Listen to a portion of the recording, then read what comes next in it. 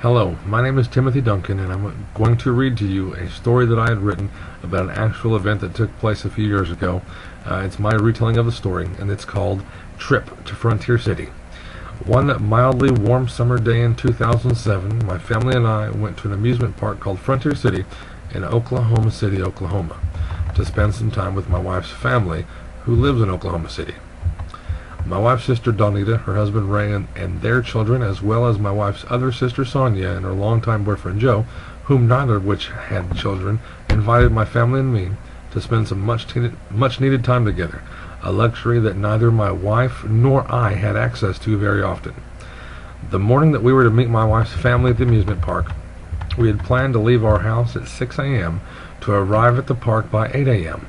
We planned on arriving early so we could locate the other family members before the gates opened at 9 a.m.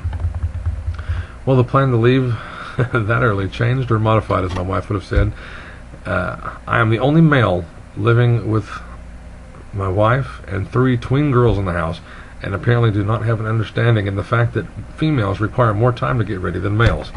We finally left our house at 7 a.m. and not the 6 a.m. in which we had planned, as it is a 2-hour drive to the city. So not only did we leave the house 1 hour late, we arrived an hour late as well. As a result of arriving late, we suffered extra time in line because everyone else that day had decided to arrive at the same time we did, which meant fewer decent parking spaces and no good ones. I had been hurt at work and unable to walk long distances without taking several breaks in between. So, in my mind, the day had already been ruined. Not only was it going to take us longer to find the others, it meant the start of an even more painful day than it would have been normally.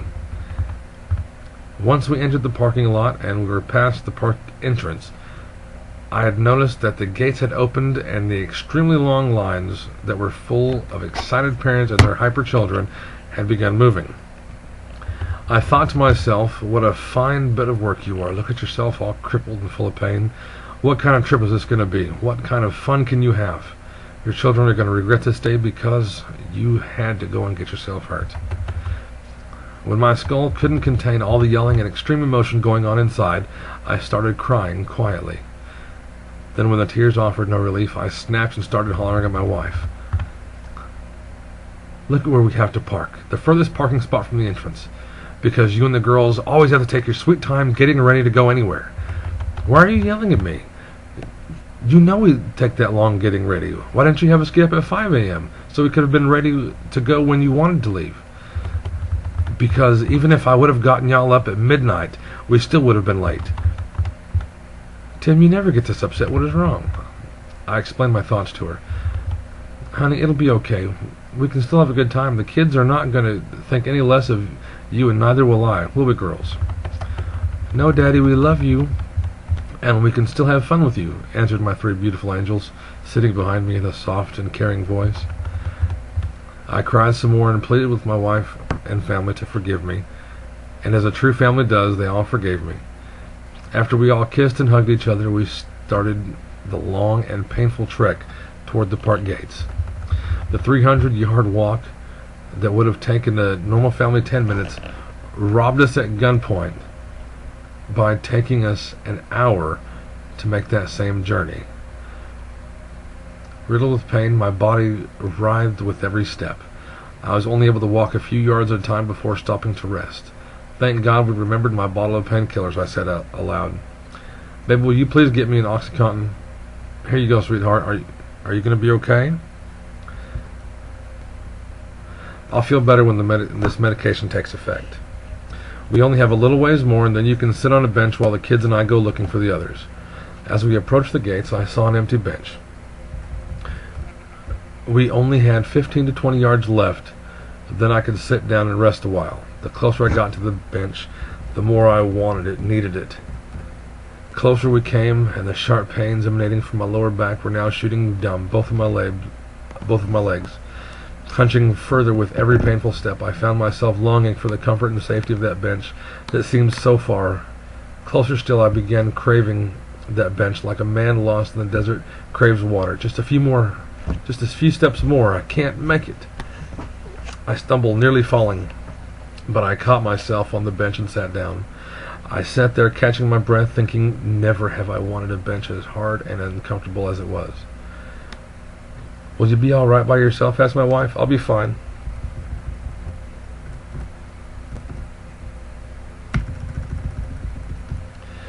"Okay, we're going to go look for them now." "Okay, I'll see you in a bit." I sat there on the bench, trying to spot familiar faces through my pain. Now through a combination of back spasms and painkillers, lose track of time.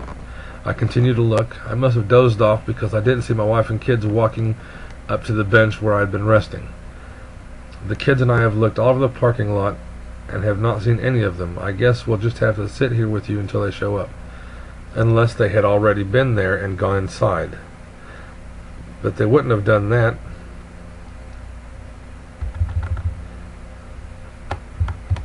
Because they know we couldn't get in because they have all the tickets. Maybe they left them at the ticket counter for us. I'll go check. My wife was only gone about 10 minutes when she came back with her sister Sonia. "Where's everyone else?" I asked Sonia. "We tried to call you guys about 2 hours ago. Donita and Ray had a blowout on the interstate, so Joe dropped me off here to let y'all know what has been going on, since y'all haven't been answering your phones." "Yeah, sorry, we left them in the car so they wouldn't get ruined on the water rides."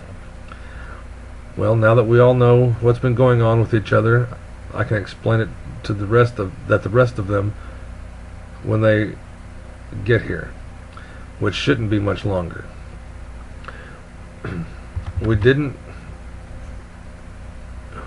get into the park until afternoon that day, but I was able to rest long enough to enjoy the rest of the afternoon.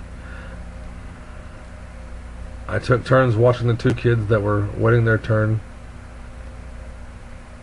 to ride the different rides with their mother. I was able to use that time so slow down and to really slow down and talk to my children and become closer than ever.